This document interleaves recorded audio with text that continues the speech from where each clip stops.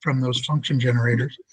These AELs are used on 2.5 megahertz. This is the transmitter type that was here when the facility was built. And there were ones for the various frequencies, as well as 2 tunable units. And they were fed into tunable antennas as standbys. So there were 4 mains and 2 standbys, but it would require more manual intervention to put the standby units on in that case. But over the years, these were extensively modified. Originally, they had a liquid-cooled tube and a heat exchanger in the airflow and all this jazz.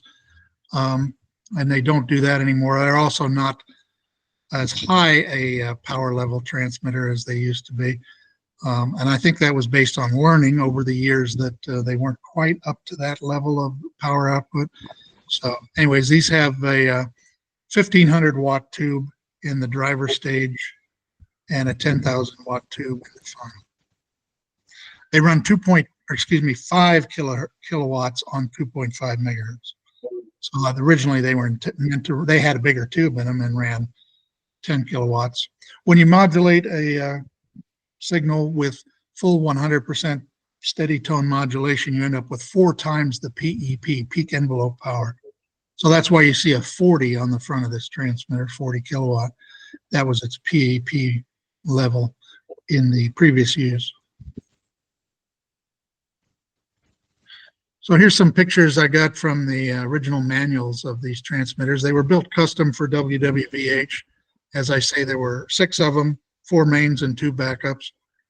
And also they had a custom console, rack console, a sit-down rack, I sometimes like to call those. And it's still at the station. It looks like this. And actually it has some of the same, like the scope is in the same position, although it's a modern scope. And there's a lot of homemade equipment, homebrew gear at both WWV and WWVH, because you can't always buy what you need. And they had good engineering teams, so they could build things. So there's alarm and monitoring stuff in the racks here that are all made by the staff. And I'm continuing that tradition.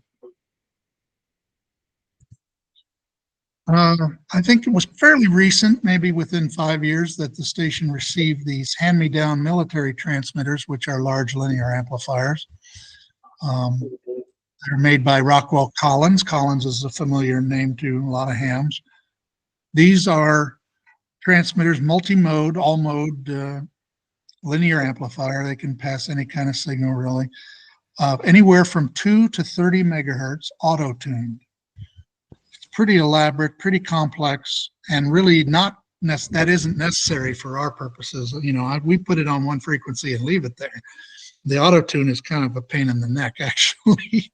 It wants to auto-tune every time you turn the transmitter on. So sometimes it succeeds and sometimes not.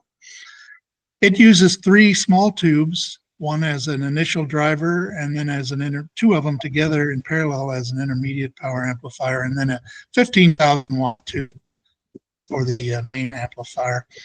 And these we run them at 5 kilowatts.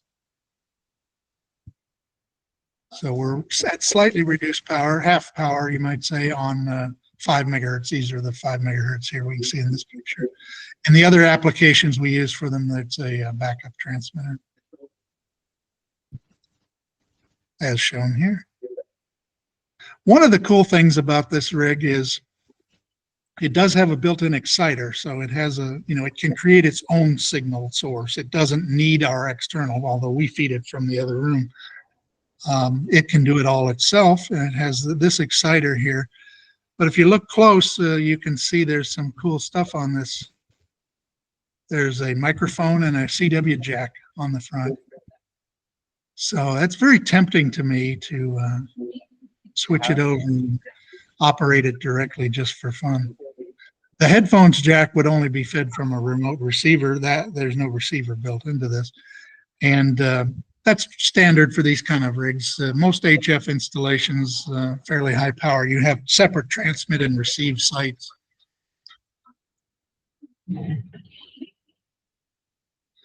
Just some views, not entirely to scale, but roughly, you see that one's bigger than the other. The 4CX350, that's a tetrode 4-element tube.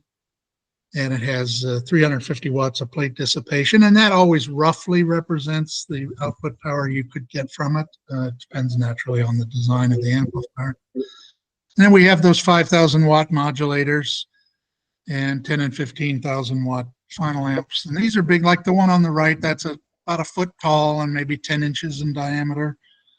The large metal structure on the top is actually the outside of the tube's plate element.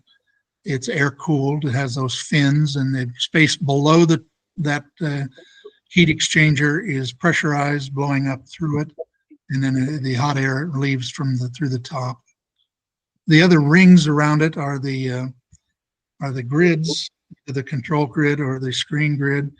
And then finally on the bottom, not seen in this image, are some rings for the filament connections. The filament connections are indeed the cathode itself. It's a directly heated cathode. This is our dummy load. It can dissipate 25 kilowatts for a fairly long period. It doesn't seem to get very hot. When we feed it 10 kilowatts, I should open the door and taken a picture. I'll try to do that. Try to remember to do that. It's a series of what some guys would call sort of glow bar resistors, although that was a model brand thing. And they're just in an array inside. It's a fairly long lead lengths in between. So the higher you go in frequencies, the less of a perfect match it is. But even at 30 megahertz, it's still not a problem. So you can see the rigid transmission lines that connect where you connect to it on the top.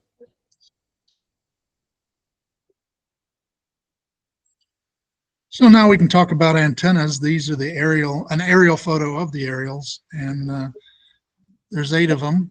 As I said, one for each transmitter, main and standby. And it's right on the beach. There's the waves crashing on the beach. The antennas are all vertical radiators. They work in partnership with a ground system, and like many hams learned the hard way, a vertical needs a good ground system, and the radial wires in this case are on the surface or just slightly below the surface of the soil. There's not as many of them as there are on a typical AM broadcast station, but there's maybe 80 to 100 on the various antennas. And some of these antennas are quarter wavelength long and others are half-wave verticals. The half-wave vertical gives you a lower angle of radiation, which is an advantage for longer range. Just like you may have known, like on a 2-meter antenna, you can have a quarter wave, 19 inches, or you can have like 50, what would it be, 54 roughly, I guess, for a 5/8 wave is the optimum, just a little bit more than a half wavelength. But those antennas, the half wave antennas, do not as easily feed directly. The quarter wave antennas, you could feed them directly with 50 ohm coax and they'd be fair match. They usually end up around 30 ohms resistive and if they're on the right frequency, there's not, or very little reactance. These are fiberglass antennas. They're made for shipboard use. And that's probably a good thing when we're putting them right here on the shore. The station was originally built with fairly ordinary lattice towers, like Roan 25. That rusted very quickly in this environment. No matter how well you paint them, it's never good enough. With all this salt spray. You wouldn't be able to normally ignite it and made of fiberglass, that's an insulator, but they have copper, beryllium copper strips inside that are the actual antenna element. Most of these are freestanding, a couple instances they're guide antennas. Most are meant to be omnidirectional, but we do have one directional. This is a close-up of one of the fixed frequency omni antennas. The antenna sits on a hinged plate, which would allow you, with the use of a crane or at least a bucket truck, in some cases, you could lower the antenna and lay it down on the ground for maintenance. I'm now looking at that as a project. Some of them need paint already. Others aren't too bad yet, but better now to start talking about it now than later. This is a view of one of the tunable antennas. These were originally dedicated to the standby transmitters when there were only 2 standby transmitters. So there's 2 of these tunable antennas. But now we generally leave each one of these on one frequency and have it connected pretty much permanently to the appropriate transmitter. But it would be tunable if necessary. You can see again the ring for the ground system around the antenna and all the radials soldered on, fanning out. This is the directional antenna. 5 megahertz creates a cardioid pattern to the west. It's not a sharp pattern. It's very broad, and there's a lot of energy off the backside too. So it's a very simple directional antenna. 2 elements. They're half wave in height, but they're quarter wave spaced, and then there's phasing harness, power divider and phasing harness to set up the 90-degree phase shift electrically. The view of one of those two, well, you can see both of them in the picture, but the close-up of one of the bases. This one has a screened, close-in screen around the antenna for the ground system, and then radials beyond that. That's a very good way to do it. When I build AM directional or AM antennas for broadcast purposes it's funny, we call AM broadcast AM, but it's not about so much the modulation as it is the frequency range. The FCC calls the AM band the standard broadcast band. They don't know it as AM. They do know FM as the FM band, and they know the TV bands as the TV bands, but the rules say standard broadcast. But as often is the case, I'm drifting way off topic. You can see the semi-rigid cable. That's a flex, a heliax coming in from the power divider, and is of a very specific length to create that phase relationship between the antennas. But, you know, it's not as flexible as the coax we use, you know, of half-inch or quarter-inch size. It is flexible, though. It has a corrugated metal output outside, helps it be flexible. The antenna site is guarded by the Nene geese. These geese, I'm very familiar with the behavior of Canada gooses, so I knew what these were up to immediately. I don't think they're any worse or better than the Canada gooses. They have an attitude 90% of the time. 10% of the time they're curious, and then when they get close enough to you, when they're trying to check out what you're doing, then they become angry and develop an attitude. So I've tried to explain that we need to share the field. They're not hearing it. They have a bitey beak, and they like the wing slap. That's more of a warning. So just in the last couple of weeks, they've started hanging out on our front porch, which is, it's sort of fun, but it's also irritating because they make a kind of a big mess.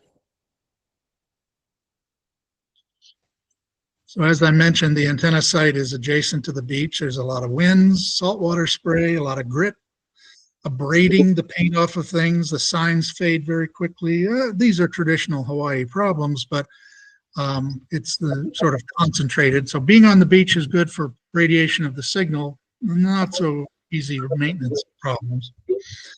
You can see Niihau Island in the distance. That's a nearby island. It's a private island and owned by a family, although there are people that are born and raised there as separate from that family. There's a very interesting historical incident that occurred on Niihau at the day of the Pearl Harbor attack, and for several days after. I would encourage you to read about that. I found that extremely interesting. So I don't know if you want to hear about it here today, but it is something worth checking out. As I alluded to when I started, we do respond to reception reports, and we send out QSL cards. By the nature of it, we are probably one of the most disconnected from our listeners of broadcast stations. We do not hear complaints. We do not hear praise. We just send it out. People are usually glad, but it's so reception reports are embraced. And with the number of them we receive and over the time frame, decades and decades, you can build up a track record of, you know, the effectiveness of the stations.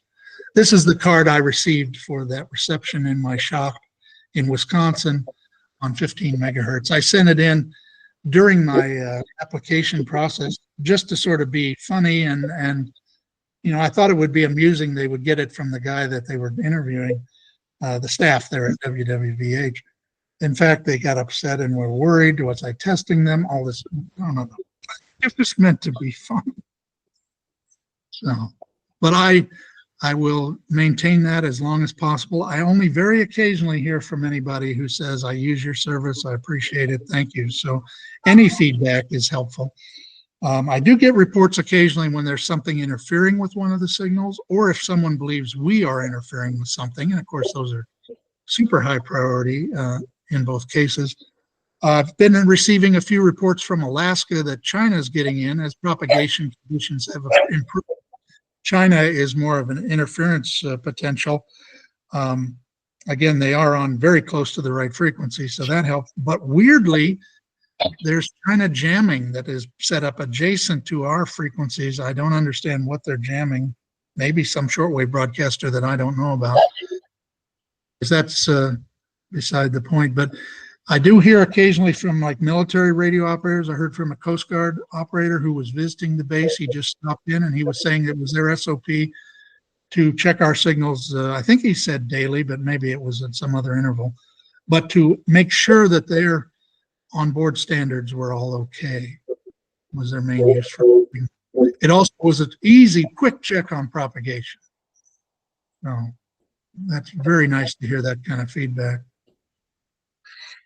One of the questions that I get asked is how accurate is the time on the station? And I think I've made it clear, hopefully, that it is very correct. You know, it's very close to what it ought to be. But the signal you receive at your location, of course, has a delay for the time that the speed of light takes for the signal to get there. And there's a variation that can occur due to the various delays, the changing amount of delay that occurs in the ionosphere as it either reflects or refracts, usually a combination of the two. And you receive sometimes multi-path signals. That is, you know, it's taken two paths to get there. And that can confuse things because they're different timing. Makes the received signal kind of blurry. And but in the end, try to hit a bottom line. You should be within 10 milliseconds no matter what happens with any of those other things at any point in the United States. I think it's fun that we still maintain a dial-up telephone time service. And what it is it's just an auto coupler that answers the phone automatically and you can hear the station. So you would have to wait till the next top of the minute to know what time it is. But this is a little less useful today because landline telephones had very tight timing. It didn't take long for the signal to get to you. Even long distance, it was still amazing. But now when a lot of phone traffic is really, probably most all of it goes at some point in its path, it goes to voice over IP. So it's packet switch data that does not have a delivery standard really. It gets there when it gets there. Retries are often necessary. The ITU says that for voice over IP, telephone service over the internet, the delay shouldn't be over 150 milliseconds. That's 0.15 seconds. So you're starting to get away. But for most people, still very good time. So I suggest putting that in your cell phone anytime you wonder about the time. You can just dial it. It's a free service. And most people don't pay for long distance anymore. So what the heck? So that's my presentation. I'd be glad to open up for any questions, observations, any feedback at all. Thank you. You got a question? Right on, Steve. Yeah, we do have a couple questions in the room here. Who is it? Here we go. I enjoyed your presentation. I've been listening to WWV and WWVH since I was a kid. I was a military brat. My father came back in 1960 from Morocco with a huge Telefunken wooden receiver, and he taught me the different frequencies for this. And I was always amazed. There's a pause from the male announcer saying the time. You hear a couple beats, then you hear the female come in, which I realized was coming from Kauai. When it comes to the beats themselves, why is there no interference between the two? I would expect. Well, if you had a tight filter, you could separate them because they are on slightly different pitches. So that was the way that was handled. Otherwise, timing wise, they fall right on top of each other naturally, except for the difference in time of arrival for your location relative to the transmitter. I was always fascinated by it.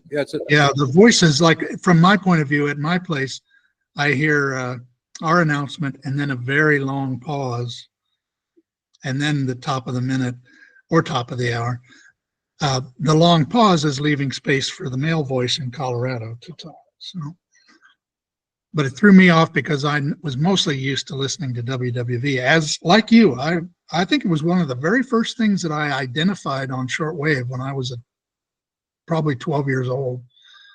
And it's interesting. I watch a lot of YouTube videos and learning never stops. And I watch guys repairing equipment and things on, doing a video presentation. And if it's a shortwave receiver, their goal is always to hear WWV or VH. Depends where they live. Right. Thank you very much. Any other questions? Here we go. Bob. Do you do any work on VLF? Not from our site. We do hold a license for it, though. Here's an interesting factoid. Maybe you find it interesting. The licenses we have are not from the FCC. They're from NTIA, the National Telecom, whatever the heck, Infrastructure Authority, I forget. I was surprised by that when I looked up the licenses and investigated that. But we do have a license also for 20 megahertz transmission, but we do not currently do it. WWV had backed off on some of their upper frequencies, but they then resumed 20, and I think they turned the 25 on sometimes at this point. So they have more antennas there they can use.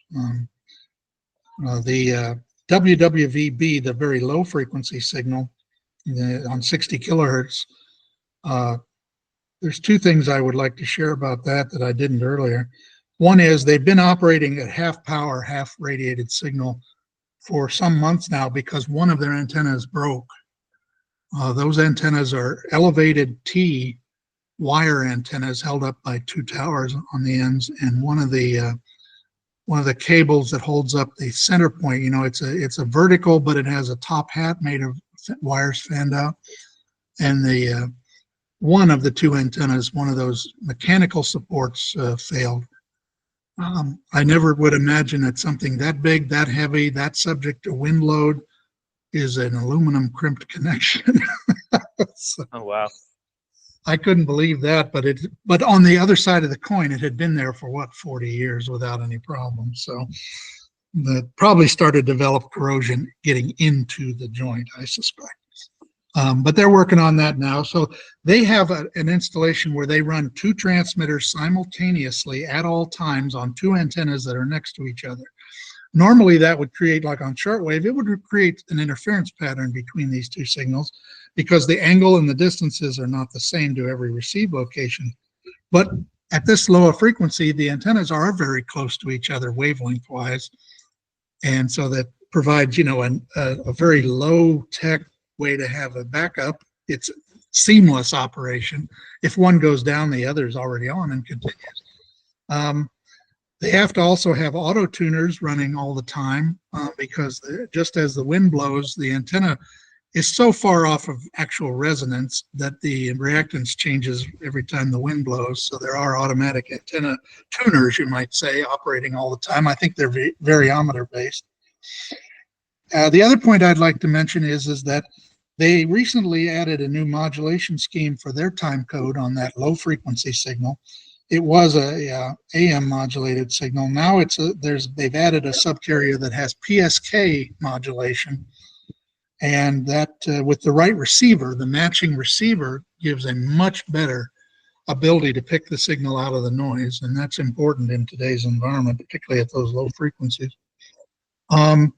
So I guess bottom line is the reason I mention it is that opens up the possibility to use atomic clocks in the Hawaiian Islands. The normal WWVB AM time code did not penetrate here most of the time. And in fact, you go on Amazon, most of the dealers selling them don't sell to Hawaii because people would be disappointed. But I bought one of the new clocks from La Crosse, one of the makers of fine atomic clocks for the consumer, one that is meant for the new modulation.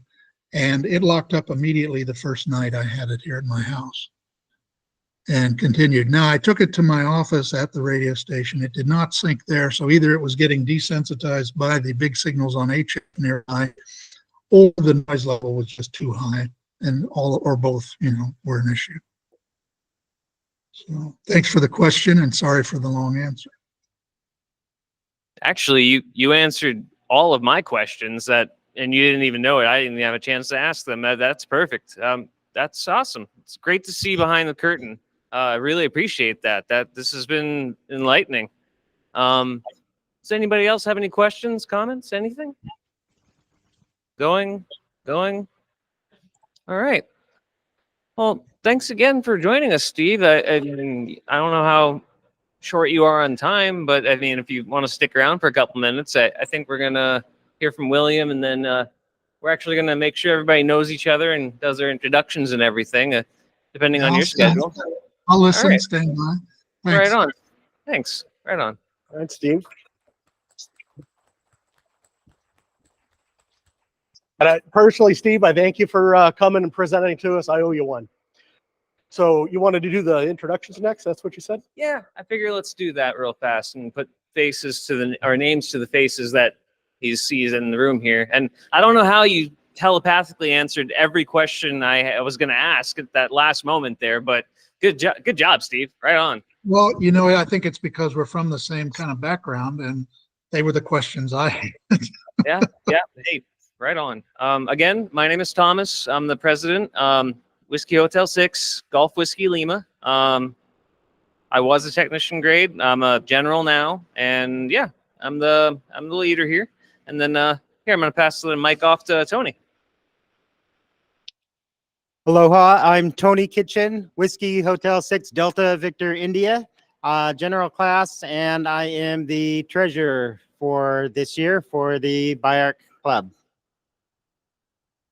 All right. While they're moving the microphone, I have my own. I'm William Polhemus, NH6ET. I'm an amateur extra. I also work in radio professionally. I've got a background in public safety and am currently working another full-time gig doing theoretical physics work for time-based standards, specifically atomic clocks and related work like that. So that coincides perfectly too. Did I get any of that wrong? What I was saying? You got it 100% right, and I was loving every minute of it because, like I said, I'm really deep into it at the moment, and I know what's around the corner. The physicists in Boulder are working on some really neat stuff that's around the corner. Okay, thank you for that, and thank you, Steve, for being here this afternoon. I just wanted to correct my announcement of earlier. I said it was Wednesday we were on the air, and it's actually, Jim corrected me, it's Tuesday. Tuesday at the Mountain View School, 4:30 till 7. My name's David. I'm the Education and Outreach Committee Chair for BIARC, and the extra class Ham. We'll go next to, who's next on the line here? Back to the Hello, guys. My name's Rich Richardson, KK7TPX. I'm fairly new to the club. I'm Kyle, WH6FQQ. Oh, hard to stand up. I'm Bob, 86J. I've been around for a long time. First licensed in California, and I worked for Helco for many years, retired, and I've been just about everything but treasurer. Former section manager. Hey, well, and Bob, you were Marconi's Elmer, right? Yes. Got it? Yeah. I am Daryl, KH6RDO, general license. Also the Aries DC for East Hawaii. Hi, I'm Fred Fisher, WH6HAA. I'm a relatively new technician and planning on going for my general. Hi, I'm Joe, WH6JOE. I'm the secretary of the club and the amateur extra. My name is Mark Wagner. I'm a brand new technician, so new that I have to look at my call sign, WH6HBV. I have a lot to learn, and I have a couple questions for a couple of folks before I leave today. I'm new to this, but I worked in broadcasting 25 years, everything from Hawaii Public Radio, where I was operations director for 12 years. I was involved in getting signal expansion here to Hilo, starting in about 2000. You could not get us because of terrain shielding by the big mountains. We have a transmitter on Haleakala that gets the signal to Mauna Loa, and there's a ham operation there. I don't know if it belongs to this club or not, and that shoots it. Plus, there's another club there that deals with. It was GTE Hawaiian Tel back in the day. Anyway, I spent weeks and weeks there, and we sent an STL shooting the signal down to Mountain View, transmitted from there. They're now on Kalani Cone. I'm a private pilot, have a lot of experience talking on VHF frequencies, but doing very different things than ham work. So I have a lot of questions for folks here. I live out here half the year currently, leaving in a few weeks, but I'll be back full time in April. And you recognized those tape cartridges, didn't you? What was that? The DAP cartridges, you recognized those, didn't you? All right. Hey, I'm Dwayne, WH6HBM, New Ham Tech, and working on the General. Hi, I'm new to BIARC, just joined today. I'm Doug, H6DL in Honomu. Still working. I handle RF and transmission for all the NBC and Telemundo owned stations, and I'm an IEEE Life member. Yes, yes. I'm Hank Call, KH6HAK. I'm also a Wisconsin cheesehead. I got my first class license in 1971, and my very first job in broadcasting was a traveling relief operator for the Wisconsin Educational Radio Network, back with the old REL transmitters, way before the television network. I got some pictures of those somewhere. That was my first job, babysitting those. Enjoyed it. Thanks for the presentation, Steve. That turned into the Educational Communications Board, which was the other partner agency in WPR and PT. Yeah. Jim Tater, WH6EMN. I do some stuff like the hospital health net and the library and a few other things around, putting some radios up at the hospitals. So. Hi, Gary, WH6EPS, amateur extra from the Mountain View area. I definitely appreciate the signal. I've used it in the past, and a good way to check propagation. I check the 40 meter band, sits right between the two. So if I check on the 5 and the 10, I know how 40 is doing. So definitely used it in the past. All right, my name is Jeremy, KH7CN, General Class Operator. WH7BR, Paul from Volcano, amateur extra, and I've held every position in the club except for secretary, and I'm not going to take that one. So. I'm Dennis, WH6ELY extra class. I'm Sharon, WH6ELV General. Hello, my name is Sean. I've been a general for a little over a year. I am a nurse by profession now. In my last life, I was probably helping you guys out at the desk or whatever, an infrastructure engineer for the phone company and a few other things. Great group here at BIARC. I've only been here for about a year, so great conversation. I want an atomic clock. Send me, yeah, really. Yeah. All right, so that takes us to online. It looks like we lost a few after Steve's presentation, but Lee, you want to introduce yourself?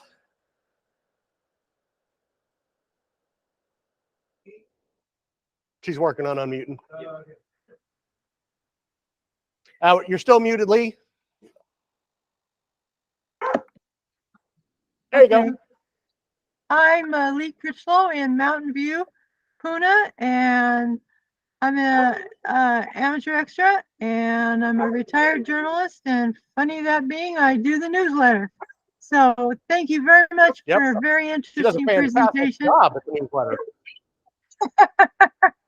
I don't think I'm ready to join the subsection of the IEEE or the IEEE, but I learned a lot and thank you so much. Aloha. Gary Miller?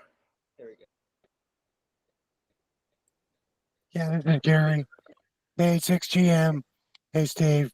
Hear you on the nets a lot, so good to hear you. Nice presentation, appreciate it. And Amateur Extra, and BIARC member, and Lapa Oi cert as well. So anyway, thanks for the presentation. All right, and April Lee.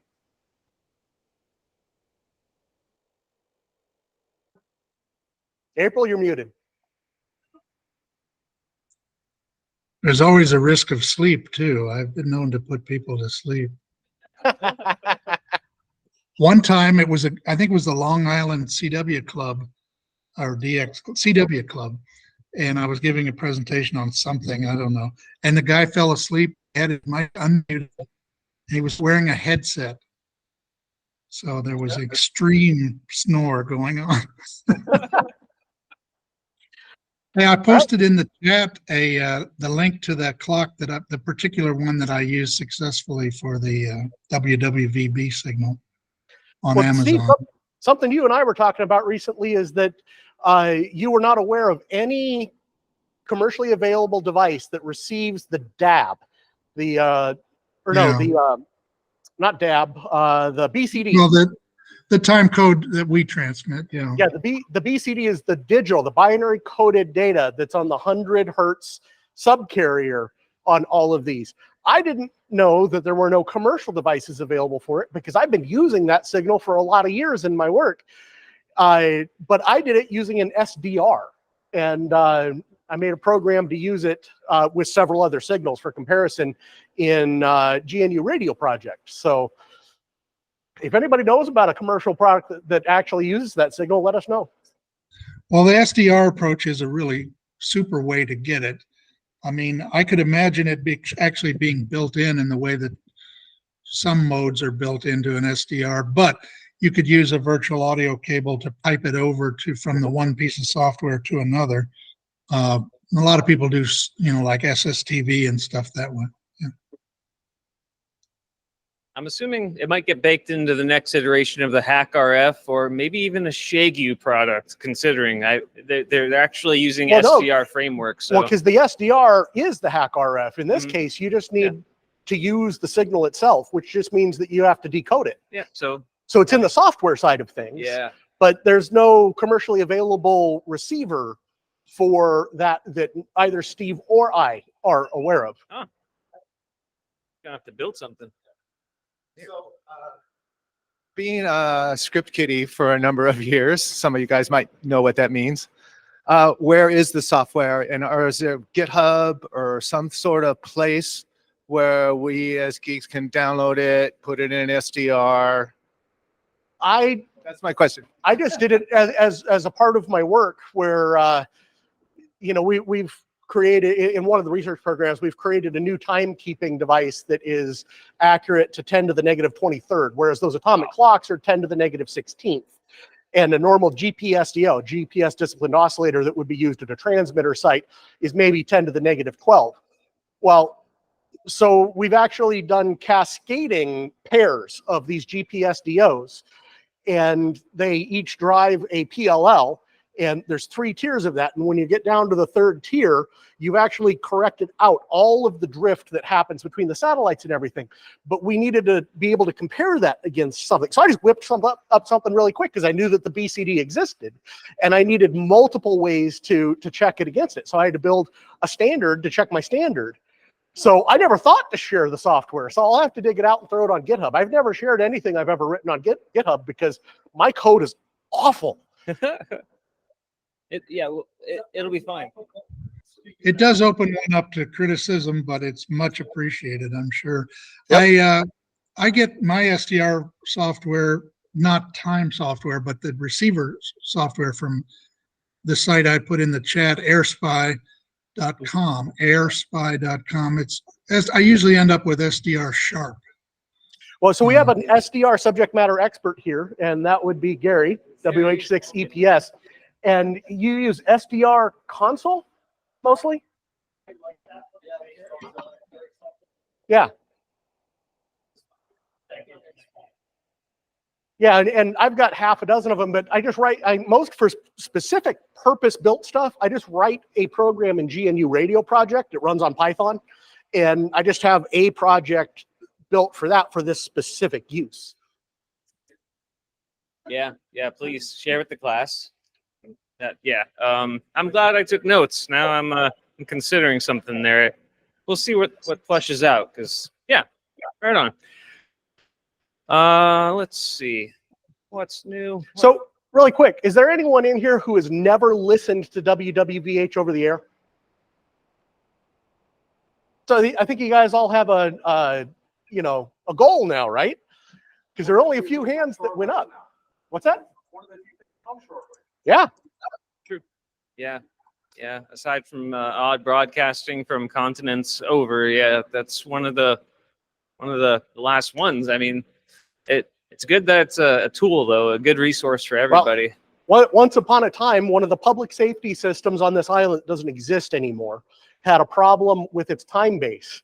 And in a real pinch, we used an HF rig and the 10 megahertz carrier as the actual time base that just demodulated the carrier and used it as a 10 megahertz reference to keep a simulcast system alive. Wow.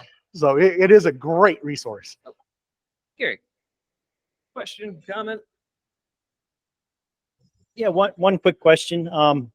I guess a lot of us are in here for emergency preparedness, and I guess what would be the DR of the site? Obviously, it's on a military base, so kind of protected, but on a beach. Would it sustain a hurricane, or say a Cat 4, and then in an island-wide or statewide emergency, could, like you're doing the experimentation every minute, could a message be changed to put out a broadcast to everybody in such a way? I guess, could it be used for other purposes at pinch? Absolutely, it's certainly doable. It's not something we do regularly, but it wouldn't be difficult. The problem really is people knowing to tune there. There's no habit set up. It's more the human factor, I guess I'm thinking. But the site is fairly robust. The new antennas are made for shipboard use in the ocean, in a typhoon and stuff like that. So they should be pretty tough. The building itself is rugged, and we have emergency power. I have a big generator and lots of fuel. Doesn't mean it always works. I will acknowledge that. Generators, just like UPSs, can be surprisingly interruptible, but having the capacity makes a big difference. The other piece of the puzzle is that the military base makes its own power and can receive power from Kauai Electric, so that provides options. Most recently, there was a problem with a wildfire it was approaching the base and approaching the town of Kekaha, and the power on our end of the island was set up. They disconnected it from Kauai Electric and backfed base power into the remaining pieces of it on the west side, so that the towns and the hospital, particularly the hospital, still had power. Right on. Oh, yeah. Thanks for answering that. That's actually a really good question. Having power is definitely needed. I'd like to share an anecdote that when I'm working anywhere around WWVH, which you guys know I do a fair amount of work over at PMRF, if I work as close as Building 802, which will make sense to him, I've got two fillings that if I get them touching just right, they actually demodulate one of the signals, and I can hear WWVH in my head. So, okay. No. They create. I'm assuming they create a semiconductor junction somehow. So the voices in your head are real, and they are speaking to you. Well, they're conveying info. I So have what I- lots of stories about that from broadcast years with AM stations. FMs, you won't hear anything unless the AM is or the FM is transmitters and antenna is misadjusted because it'll AM while it FMs. But the AMs, I had one woman who, when she opened her oven in her kitchen, she heard the station coming out of the oven, and it was the corroded metal touching just right in the right position, plus sheets of metal to act like a speaker. There is a ham radio crash course on YouTube, and he has one very awesome line of shirts and sweaters and everything, and it says, oh shoot, it is Appliance Operators Union, and it gives like the zip code of his area in Southern California. But yeah, I mean, anybody that's familiar with broadcasting at anything over 10 watts, you'll know that sometimes lights will flicker. You could turn an oven on. It's always good to take a look at everything because you just never know what you might be affecting. Like, not too many things are actually shielded right these days too. But yeah, I heard one story of a woman who got the radio every time she sat on her toilet. Yeah, Man to man. yeah, that'd be one right there, man. Oh my gosh, yeah, having a semiconductor in your mouth and directly piped into your head there. That's Well, it's got to get one. just right. I have to intentionally. I mean, I noticed it one day out there, but I have to like get it just right at just the right pressure with just the right amount of saliva between the teeth and all of that. All of a sudden, yep. And then it's quiet.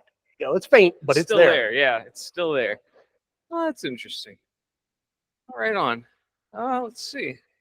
That's why we have those shielded rooms. I probably didn't make that perfectly clear in our talk today, but You did, but what's missing is that when you need to take a picture of the door of that room, that shows you the shielding. yeah, there's a copper gasket around, finger stock as a gasket, and the door looks like it's a true bunker door. Yeah. Right on. Oh yeah. Again, it's great to see behind the curtain there. It is. Did anybody else online? Any of our online folks want to comment or ask any questions? I don't want to neglect you folks. And April Lee, did you have a chance to get mute turned off there? Yeah, she vanished and now she's back, so Yeah. maybe she can introduce herself. I was thinking she was resetting her connection.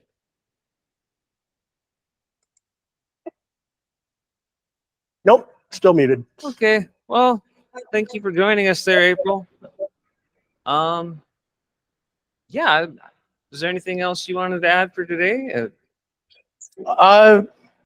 No, just that if there's interest in time-based stuff, I can certainly do a presentation on time-based using WWVH, GPS, other sources, talk about, rubidium oscillators, quartz oscillators, and disciplined oscillators, stuff like that. Just, I always never presented that because I figured it was too, what is it you tell me, Joe? It's not for mainstream, or it's too technical? Oh, I've shared some of my papers with Joe. He tells me, no, don't even bother sharing it with the club. Maybe share links on, well, I mean, yeah, share them with me at least. I want to read.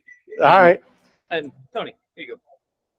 So maybe William will want to speak to this too, but we have our membership meeting next month where we will actually nominate positions for the executive board. There's going to be 4 positions that are being filled this time around. We've got 4 candidates. It would be nice if we could find an additional person or 2 or 3 to step up so that we could have a competitive election. As things stand, the 4 people that have decided to remain in office and 1 new person have basically no competition. So always good to have competition. You want to add to that, William? No, I covered it in the discussion, but you hit it deeper that we've got 3 incumbents who are willing to run again.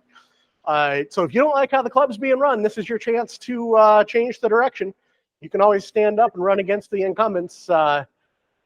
Or if you don't like the way the club's run, and you want to, run against the fresh meat who stood up and was willing to take on the role that Les is vacating, we're welcome to have you.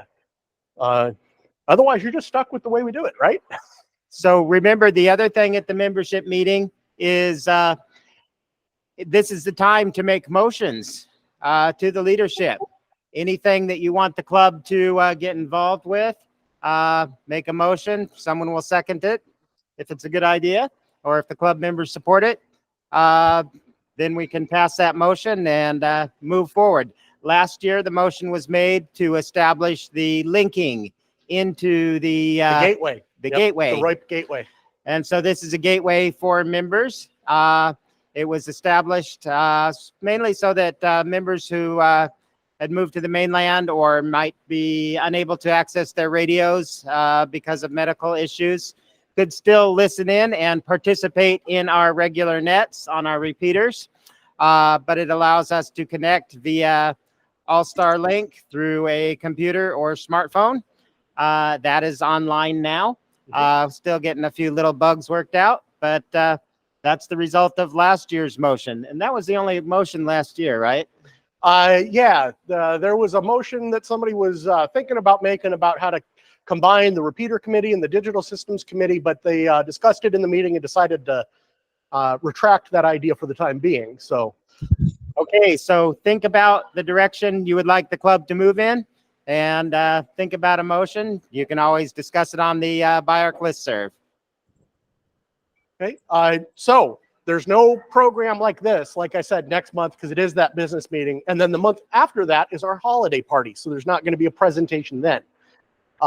The January one, tentatively, the idea is the build project, where we've designed, or still actually are designing, our own Anderson power pole DC distribution block with integrated EMI filtering and fuse fault indicator LEDs and stuff like that. That design project is ongoing on the Discord, where all of this technical discussion takes place. That Discord is open to anybody, member or not, for that type of technical discussion.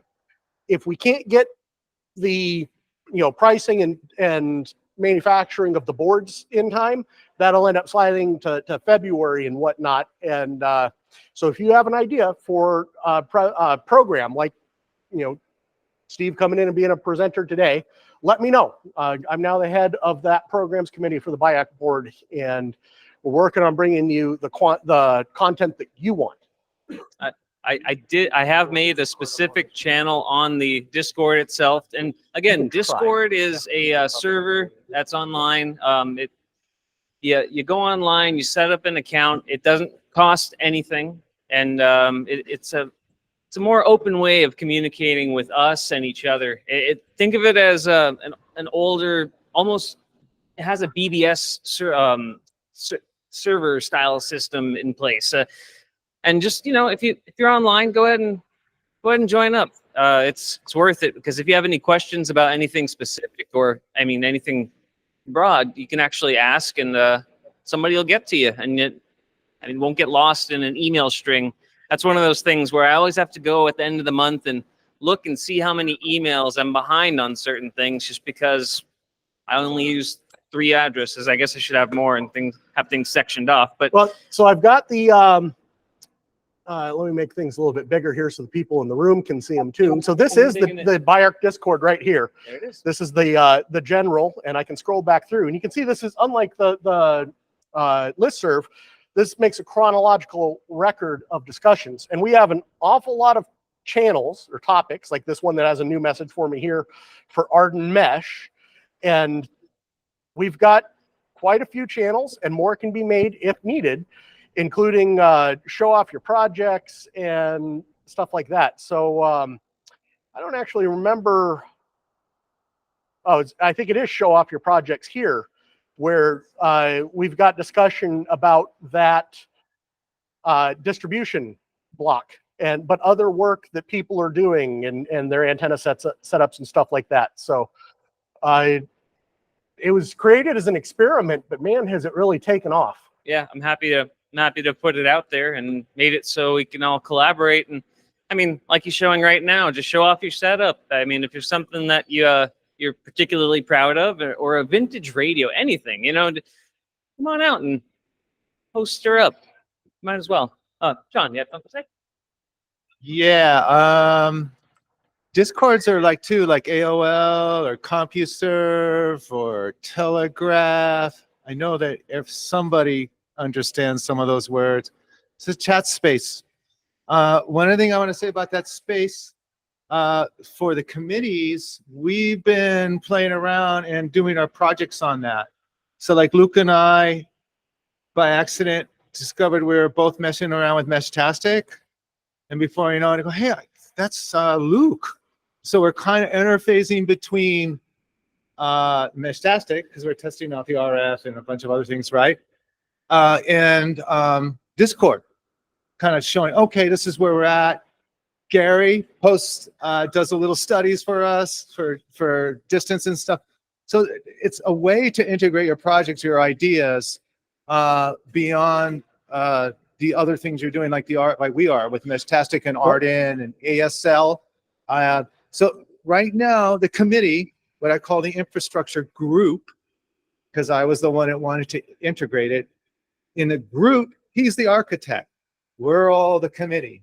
And from there, we are totally experimenting with the cloud, with APIs. Yep, well, and we even quit with holding VMs. scheduled meetings for the committee. We actually just collaborate continuously on the Discord now on all the projects. So if you want to know what's going on with the Gateway project or the Link Repeater project or anything, we're actively discussing it at the committee level right here in the Discord. Yeah, one spot where you can actually get all the information you want. If there's a program idea that you have and you want us to go a little bit more in depth in a particular topic, subject, anything, you can actually list it on the Discord as one of the program ideas. I believe I made a channel for that. I've made so many that I'm having a hard time remembering them all. And then at the bottom of the Discord, there's also some voice chat options. And so say if you have a question while the Saturday TechNet is going on and you're having interference issues, there may be somebody that's on said TechNet. So that's why I never hear you on the TechNet, because it's on Wednesdays, not on Saturday. Oh, see, now there's that. Well, that, and I didn't exactly, I still don't have a good antenna up. As soon as I do, I still haven't plugged that hole in I've my been roof. saying that my whole life. Yeah, I'll get there. I'll be there. But there are voice channel options. So instead of having to go and grab your phone and use it to call somebody up for advice or info on something, you can actually pull up the voice chat option and still keep looking at one of the sections. So if there are helpful pictures that somebody has for the TechNet, they can be chatting on it or via HF while actually looking at a schematic, a diagram, a picture of something, and it might help you folks just in a very big way. And actually, one of the research development projects that's underway right now is to have a monitor mode for the repeater system that pipes to one of those, so that you can hear the repeater system, no matter where you are in the world, whether you're, able to use a device that can get into the gateway or anything there, you can actually just listen to it as a stream through our Discord. Yep. So look forward to that. And that's going to be an interesting one. There are APIs for lots of things these days, and they help integrate a lot of technologies that you'd never think about, or having options to integrate things together. Meshtastic was mentioned earlier. I'm a big fan. I still have to reprogram all of my stuff with the latest firmware. Of course, I had the ability to program everything one night when I had time. And I had the one bugged software in the past 6 months that actually drains the battery faster than anything else.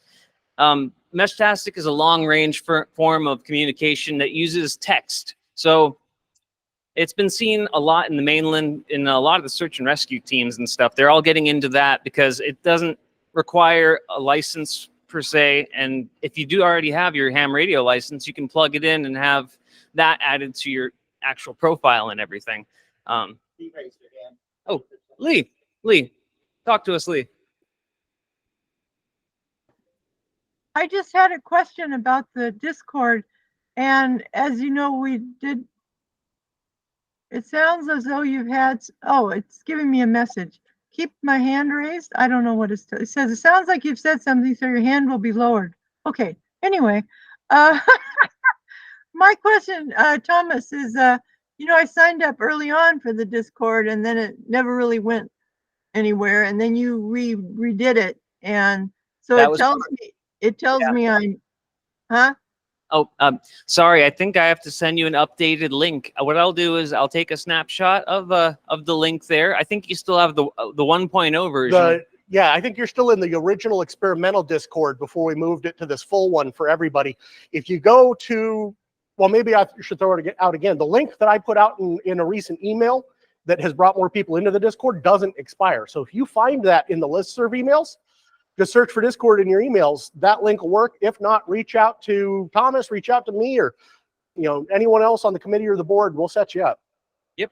Yeah. My question also includes this, and that's that it asks you to guarantee that you'll allow them to use the camera, or I think the word was camera. And from years past, there was all this nervousness about if you had your camera on all the time. Is it necessary to participate? No. You can say no to that, and you can still use the Discord just fine. It just means that during some of the advanced features, if we were to use it, that you wouldn't be sharing your video to us like you are right now. So it's not required at all to use the text-based side of the Discord. Okay. Yeah, not mandatory. Yeah. Thank you. Sure. How? Yeah. Okay. While I got the audience, I also want to mention BIARC has a hub in the cloud. It's All-Star Link. It's running 3.0.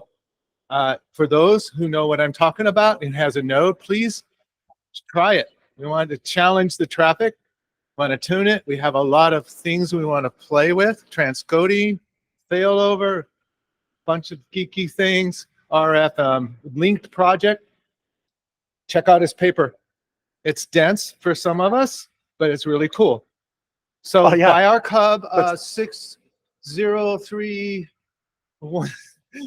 Oh, you're 50316. Yeah, 161. I dyslexic, so I always get around, but 503161. Okay. Yeah, that's not a paper. It's just a rough draft of notes.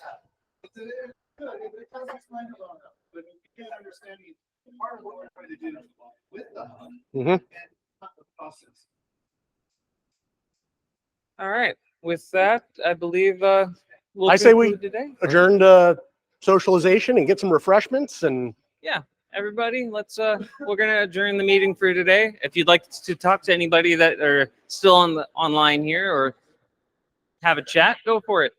Thank you all for coming, and I look forward to seeing you again later. Thanks everyone online. Thank you, Steve.